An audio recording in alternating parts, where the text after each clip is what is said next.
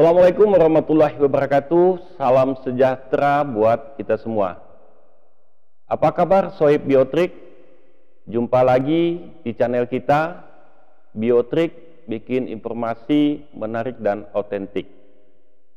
Kali ini kita akan menayangkan ulang seri 5 webinar IKA Wario Kepri yang mengangkat tema tentang kesiapan UMKM dalam menyongsong revolusi industri 4.0. Terkhusus pada tayangan kali ini kita akan menampilkan kembali materi yang telah disampaikan oleh Sandiaga Salahuddin Uno atau Bang Sandi yang berbicara tentang bagaimana cara UMKM tumbuh dan berkilau di era revolusi industri 4.0. Baiklah, untuk lebih jelasnya langsung saja kita saksikan video berikut ini. Silakan Bang Sandi.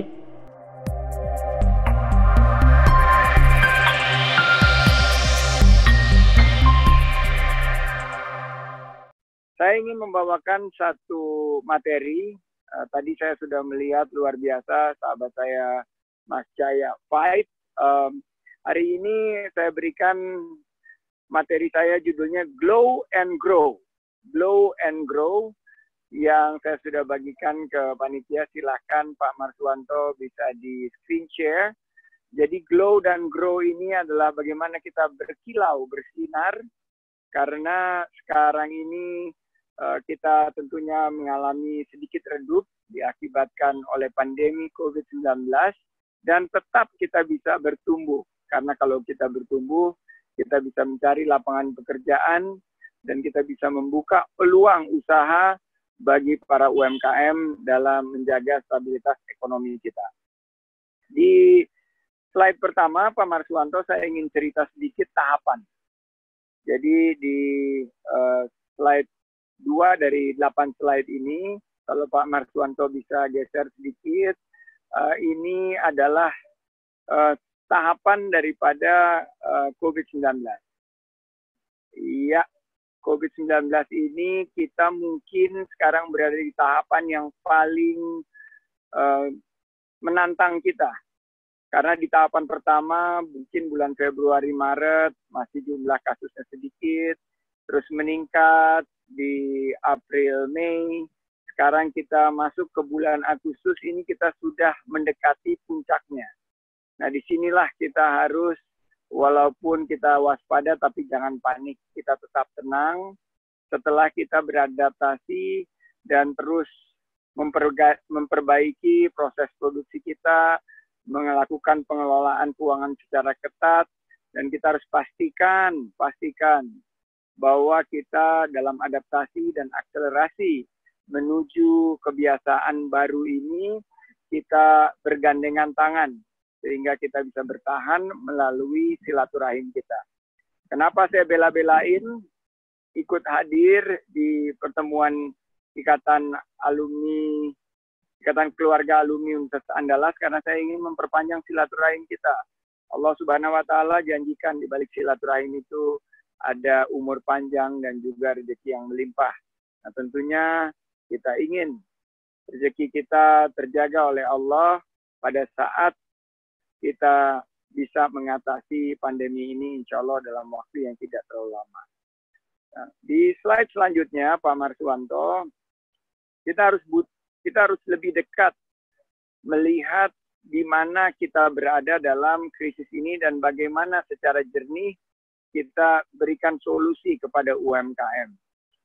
Ekonomi kita lihat didominasi oleh UMKM. Ada 64 juta UMKM kita. Sementara 60% kontribusi ekonomi nasional adalah dari sektor UMKM. 97% penciptaan lapangan kerja adalah UMKM. Nah, sekarang ini adalah UMKM yang terpukul jatuh di ronde-ronde pertama pada krisis ini. Mohon maaf, ada motor lewat. Nggak tahu saya kenapa di sini motor selalu knalpotnya dibikin kencang sekali. Padahal alam kita sunyi, senyap seperti ini, tapi kalau motor lewat ini luar biasa. Bunyinya, padahal motornya kecil, tapi bunyinya seperti kayak Formula One. Nah, kembali lagi ke laptop. Kalau kita lihat ada 6 tahapan dari UMKM. 6 kategori UMKM yang perlu bantuan di saat pandemi ini secepatnya. Nggak pakai lama, nggak pakai 2-3 bulan lagi, tapi perlunya duitnya sekarang. UMKM udah megap-megap, sebagian udah pengsan. Ya, Pak Johan Rili, terima kasih. Selamat siang. Pertama adalah yang usaha awal, rintisan, early stage, yang merupakan inovatif, startup, ini butuh akses layanan di saat pandemi ini. Bagaimana mereka bisa mengembangkan satu strategi untuk bertahan. Nah, ini butuh layanan pelatihan, layanan nasihat pengelolaan, dan lain sebagainya. Butuh mendatangkan orang-orang seperti Pak Jaya yang bisa memberikan motivasi kepada early stage innovative startup. Yang kedua, untuk yang sudah established, yang menuju kepada scale up untuk menggapai sukses, mereka butuh likuiditas, akses pembiayaan. Jadi sekarang konsepnya adalah cash is king. Kita harus dorong betul-betul bagaimana likuiditas yang sekarang terhambat, ada satu jembatan yang menghubungkan dari penyedia likuiditas ini kepada para UMKM. Karena kalau tidak, mereka melewati fase mantab, makan tabungan, menuju manset, makan hasil jual aset. Nah, ini tidak sehat karena akan terjadi kerusakan yang lebih permanen. Ketiga adalah untuk yang usaha menengah. Nah, ini butuh coaching, butuh advice, butuh buka pasar baru. Pasar-pasar yang selama ini belum tersentuh melalui mungkin jaringan online. Nah, untuk yang lagi struggling, yang lagi stagnan, ini butuh juga turn around. Atau ini salah satu keahlian saya waktu saya masih di bisnis investasi dan keuangan. Bagaimana membiayai usaha-usaha yang stagnan untuk kita lakukan revitalisasi. Untuk yang lokal, small business, UKM kita, jelas butuhnya adalah pembiayaan dan perluasan pasar. Disinilah peran digitalisasi. Dan terakhir, untuk sektor informal, untuk sektor mikro dan ultra mikro, ini butuh semuanya. Butuh pembiayaan, butuh bantuan untuk tenaga kerja, butuh pemasok, dan lain sebagainya. Nah, ini ya memang Bu atau Azri yang menyatakan bahwa inilah yang harus difokuskan oleh pemerintah. Bantuan itu harus tunai, cepat, dan tepat sasaran. Jangan sampai Bapak Presiden selalu bilang ruwet, mumet. Ini karena bantuannya itu tidak cepat dan tidak tepat. Ya, Mbak Rahmi sampai senyum-senyum itu. Ruwet, mumet. Nah, ini adalah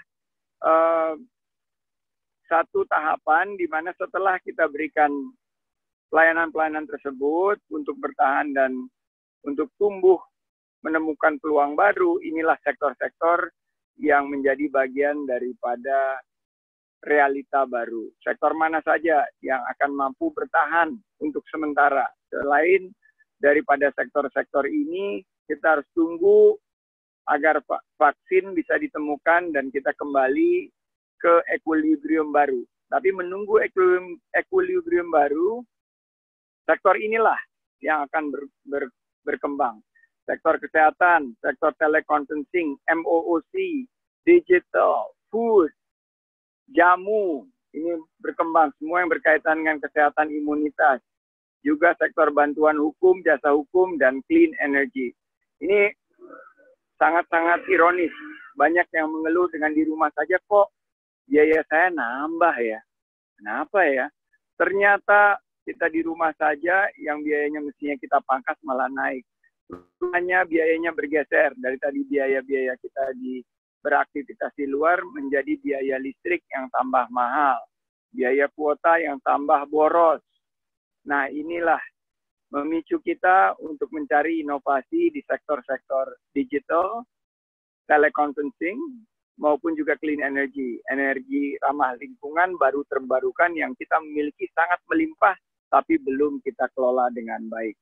Sekarang ini nyari kerja gampang atau susah? Susah. Susah atau susah banget? Susah banget. Kenapa nggak kita mulai buka wawasan baru untuk menciptakan lapangan kerja? Nah, kalau kita bicara mengenai revitalisasi atau pemulihan ekonomi, ada di slide berikutnya, Pak Marswanto. Slide ini memperlihatkan trajektori pemulihan ekonomi kita.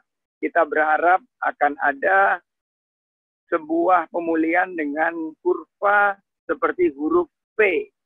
Nah, kemarin diumumkan 5,32% minus ekonomi kita pertama terjadi dalam 20 tahun terakhir ini. Nah, kita harus cepat bergegas. Jangan saling menyalahkan. Kita harus bersatu padu. Tugasnya apa? Ini saya ingatkan. Yang ada di pemerintah, realisasikan kebijakan penyerapan yang saat ini sangat krusial. Jangan pakai ditunda-tunda, pakai birokrasi. Jangan dilama-lamain. Untuk yang dunia usaha, cepat kencangkan ikat pinggang, lakukan realokasi daripada pembiayaan, lakukan restrukturisasi, tekan kos rendah-rendahnya, perkuat digitalisasi. Untuk UMKM, cepat ambil peluang-peluang di sektor yang masih bisa bertahan, seperti kebutuhan dasar, perut, mulut, sandang, pangan, perumahan yang betul-betul masih diperlukan oleh kita, itu yang harus kita fokuskan. Jangan sampai kurvanya itu menjadi kurva U atau kurva L. Karena kalau kurva U atau kurva L, berat kita. Ini yang akan nanti lebih banyak orang kehilangan lapangan pekerjaan dan mata pencaharian. Di slide berikutnya, di slide ke-7, ini adalah peta yang saya ingin berikan pemulihan ekonomi kita. Pertama, tentukan dulu tingkat risiko kesehatan. Kita harus fokus di sektor-sektor atau kegiatan yang faktor risiko kesehatan masyarakatnya rendah. Kedua, tentukan manfaat ekonomi. Jadi pertama kesehatan dulu, karena kalau kesehatannya nggak beres, nggak usah mikir ekonomi, pasti akan sangat sulit benahin ekonomi. Nah, apa saja yang memiliki manfaat ekonomi besar? Jelas sektor UMKM. Jangan kita berpikir muluk-muluk usaha-usaha yang besar. Usaha besar itu hanya 3% penciptaan lapangan kerjanya. Mereka kurang dari 40% dampaknya terhadap ekonomi. Fokusnya harus membantu UMKM. Ini yang saya sebut sebagai go zone. Sektornya apa? Konsumsi. Sektor-sektor mungkin usaha dan industri kecil dan menengah. Ini yang kita sebut sebagai go zone, pivot zone, setelah itu check zone, dan wait zone. Ini adalah tahapan-tahapan, dan kalau kita fokus untuk mengurangkan risiko kesehatan masyarakat dan penerapan protokol baru, kita akan mampu untuk mendorong ekonomi lebih berkelanjutan dan lebih memiliki ketahanan di era pandemi ini. Slide selanjutnya, saya ingin mengingatkan bahwa kita bersama-sama. Ini saatnya kita mencoba menangkap hikmah. Di krisis tahun 97, saya di PHK. Saya merasakan beratnya kehilangan pekerjaan, kehilangan penghasilan. Tapi ternyata hikmah tersebut yang saya dapatkan dari krisis malah sebuah berkah. Saya memulai usaha kecil. Usaha kami di bidang konsultan keuangan dalam 20 tahun terakhir melalui proses yang jatuh bangun, akhirnya kami bisa membangun sebuah perusahaan investasi aktif di Asia Tenggara dengan sekarang kesempatan kami membuka lapangan kerja bagi 30.000 karyawan di seluruh Indonesia. You can do it. Teman-teman bisa juga menggunakan kesempatan ini untuk membangun. Kalau kita fight. Terakhir saya ingin mengucapkan terima kasih dan mengingatkan kita semua untuk terus rajin berolahraga. Di rumah saja bukan artinya berhenti berolahraga atau berolahraga di dalam kamar saja. Tapi kita harus keluar dari kamar, ke udara terbuka, dapatkan sinar matahari, tingkatkan imunitas kita. Mari kita yakini bahwa ekonomi sedang sulit. Keadaan kehidupan kita memang terasa sempit. Tapi kita harus bangkit. Yakinlah kita menang lawan COVID. Yes, we can do it. Terima kasih. Billahi taufik wal hidayah. Wassalamualaikum warahmatullahi wabarakatuh. Demikian ulasan menarik yang sudah sama-sama kita dengar dari Bang Sandi. Mudah-mudahan ini bermanfaat buat kita semua. Jangan lupa like and subscribe video ini. Ketemu lagi pada video berikutnya. Terima kasih. Assalamualaikum warahmatullahi wabarakatuh.